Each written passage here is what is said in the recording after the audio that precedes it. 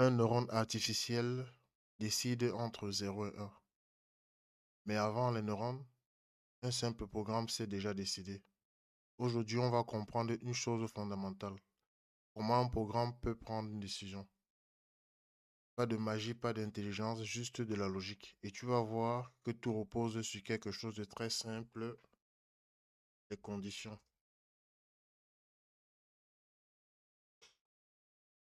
Avant de parler de décision, on doit clarifier une confusion énorme chez les débutants. Par exemple, si je prends une variable h, le égal ici ne signifie pas égal, mais c'est une affectation, car on met la valeur 18 dans la variable h. C'est une modification de mémoire. Et maintenant, si j'écris double égale à 18, ici le double égale, c'est la comparaison. On demande est-ce que la valeur contenue dans âge est égale à 18? C'est deux choses totalement différentes. Le premier, ici, ça modifie, et ici, c'est la comparaison. Donc, scientifiquement parlant, l'affectation change l'état du programme et la comparaison produit une valeur logique. Pour rappel rapide, on distingue plusieurs opérateurs de comparaison. Supérieur, inférieur. Ici, on a supérieur ou égal, inférieur ou égal. Et là, on a différent. Tous ces opérateurs produisent une chose précise, un booléen. Maintenant, on peut définir proprement une condition, c'est une expression qui retourne une valeur booléenne. True ou false, rien d'autre. Par exemple, si on prend le cas de la variable h, ici, égale à 18, et on remplace cette comparaison-ci par supérieur ou égal à 18, Python évalue l'expression. Il calcule est-ce que c'est faux ou vrai. Le résultat est soit vrai, soit faux. Il n'y a pas d'interprétation, pas d'intuition, pas de réflexion. Le programme évalue, c'est déterministe. Même entrée, même sortie, toujours. On a une condition. Elle donne true ou false.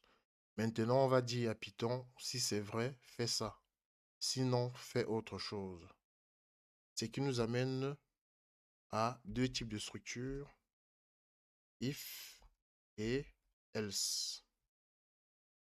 Alors, il faut savoir que une instruction if se termine par deux points. Quand on appuie sur Entrée, VS Code ajoute automatiquement une indentation. En d'autres termes, en Python, les deux points indiquent le début d'un bloc de code. La raison pour laquelle la ligne suivante doit être indentée. Donc si j'écris si condition deux points, VS Code m'indente automatiquement. Lorsque j'appuie sur Entrée, on a une instruction juste là, ce qui m'amène à mettre la deuxième structure else, deux points, instruction. Donc c'est important de respecter l'indentation. Et j'en profite pour rappeler une autre notion importante. Elif n'est pas une structure séparée au même titre que if et else. En fait, c'est une extension de la structure conditionnelle if. Elif signifie else if. Donc en fait, il permet de tester une nouvelle condition si la première n'est pas vraie. Avant de prendre l'exemple très rapidement, on va transformer ça, tout ça en commentaire pour que ça n'agisse pas sur notre code. Prenons le cas d'un étudiant qui obtient une note de 14. Ainsi, on peut définir nos conditions. If note supérieure ou égale à 16. Ça, c'est la condition. En instruction, on va mettre print. Très bien.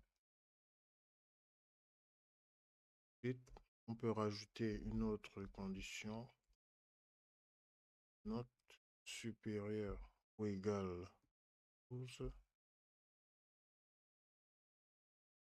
Int. Bien. Également la dernière. Else. Int peut faire mieux. Mieux. Et si on exécute, la condition a bien été vérifiée à ce niveau. Donc on a bien compris, il teste d'abord le premier bloc ici. Si c'est vrai, il s'arrête. Si c'est faux, il continue. C'est ce qui s'est passé. Ici, il a vu que c'était vrai, il s'arrête. Et il n'a même pas eu besoin de venir continuer là. Donc ça, on l'a bien compris.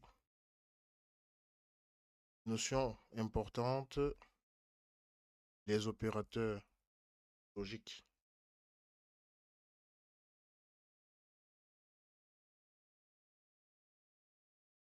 Maintenant, on ajoute une couche importante. Ces opérateurs, ce sont des conditions logiques, des disjonctions logiques et des négations. Cela vient directement de la logique booléenne formelle.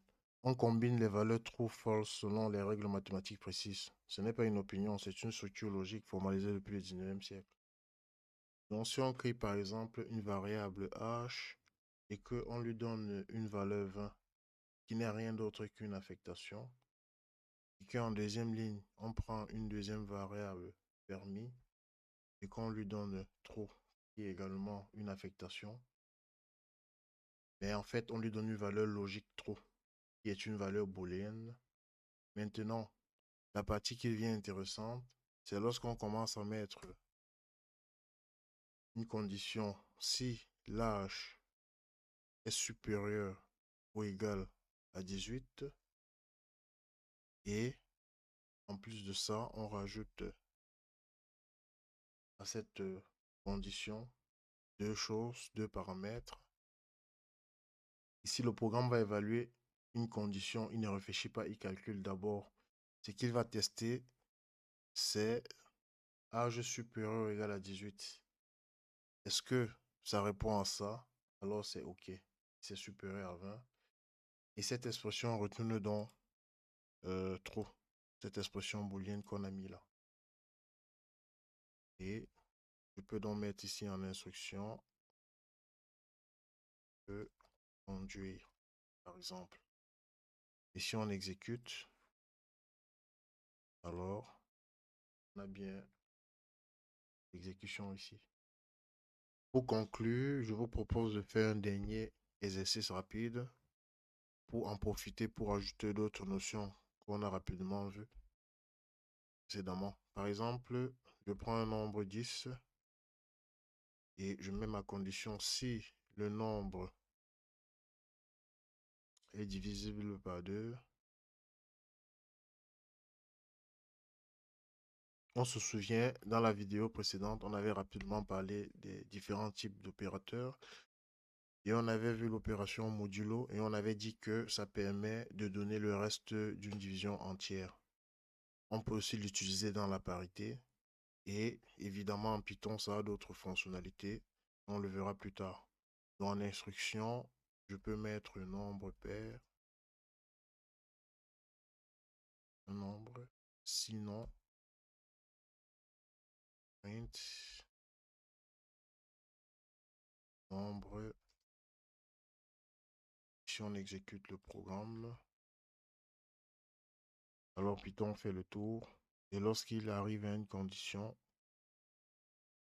alors il exécute nombre pair. Parfois, j'écris sans espace, comme ça, ou là, ou là. Le programme fonctionne malgré tout, c'est pas ça le plus important. Ça ne cause pas de problème en Python. Ce que tu viens de voir, c'est une décision binaire. If, true ou false. Un neurone artificiel fait aussi une décision binaire. Mais il n'utilise pas if, il utilise une fonction mathématique. Aujourd'hui, tu as compris ce que c'est qu'une condition, comment un programme décide pourquoi la logique booléenne est fondamentale. Dans la prochaine vidéo, on verra comment un neurone décide sans utiliser if.